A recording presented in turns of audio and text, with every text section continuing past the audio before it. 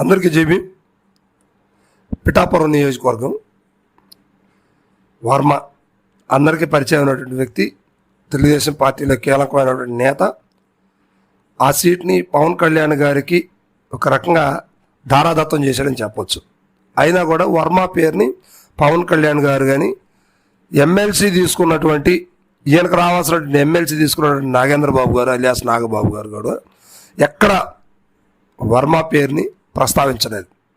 పైగా చంద్రబాబు నాయుడు గారేమో నీకు ఏదో లైఫ్ ఉంది, నీకు మంచి క్యాడర్ ఉంటుంది, నీకు ఎమ్మెల్సీ ఇస్తాము, మంత్రి పదవి ఇస్తాము, ఇంకా ఏదో నామినేటెడ్ పోస్ట్ ఇస్తామంటూ మభ్య పెడుతూ వచ్చారు. అయితే ఇటీవల కొన్ని కార్యక్రమాల్లో వర్మ గారికి ప్రాధాన్యత లేదంటూ వార్తలు కొన్ని వస్తూ ఉన్నాయి. ఇది ఎంతవరకు నిజం ఒకసారి చూద్దాం. స్థానికంగా పిఠాపురం నియోజకవర్గానికి సంబంధించి కొన్ని కార్యక్రమాల్లో గతంలో ఆయన ఎమ్మెల్యేగా పనిచేసిన అనుభవం ఉన్నప్పటికి కూడా పవన్ కళ్యాణ్ వచ్చిన తర్వాత ఆయన ఎవరు కూడా లెక్క చేయటం లేదు. కారణం ఏంటంటే ఒక రకంగా కూటమి ఆయన్ని అనగదొక్కుతుంది అనే వార్తలు వర్మ అనుచరులు బాగా చెప్తా ఉన్నారు. ఎందుకంటే పవన్ కళ్యాణ్ గారికి టికెట్ ఇచ్చి అంటే ఆయన లైఫ్ రాజకీయ జీవితాన్ని సాక్రిఫైస్ చేసినట్టే, త్యాగం చేసినట్టే కదా. కానీ ఆయన గౌరవించట్లేదు. సో ఈ మధ్య ఆయన కొంతమంది సోషల్ మీడియాతో కావచ్చు, కొన్ని ఇంటర్వ్యూలో కూడా మాట్లాడుతూ అయిష్టంగా, చాలా అనీజీగా, కష్టంగా మాట్లాడుతున్న పరిస్థితి అయితే కనిపిస్తూ ఉంది. ఏమంటున్నారంటే గౌరవం లేని చోట ఎవరైనా ఉండగలరా అని ప్రశ్నించారు. అంటే ఆయనకు గౌరవం లభించట్లేదు కూటమిలో.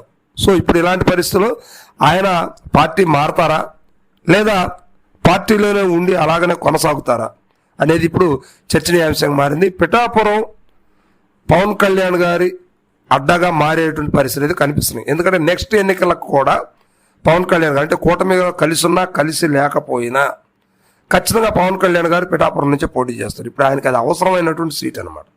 సో ఇలాంటప్పుడు వర్మ గారిని నెక్స్ట్ అక్కడ తెలుగుదేశం పార్టీ నుంచి పోటీ చేసే ఆలోచన చేయడం కూడా కష్టమే.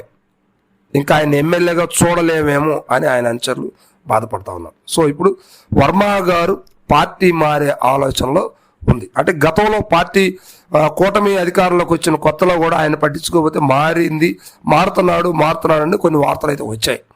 కానీ ఈసారి మాత్రం ఆయనకి అధికారం ఉన్నప్పటికి కూడా ఆయన ఎవరు పట్టించుకోవట్లేదు. పవన్ కళ్యాణ్ గారు హవా ఎక్కువైపోయింది.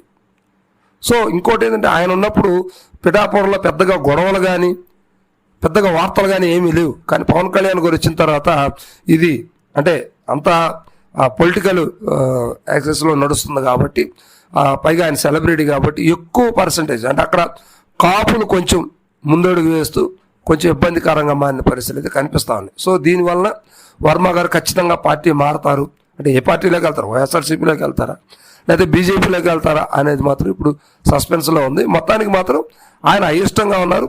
పార్టీ ఏ క్షణాన్ని మారే అవకాశాలు అయితే స్పష్టంగా కనిపిస్తూ ఉన్నాయి.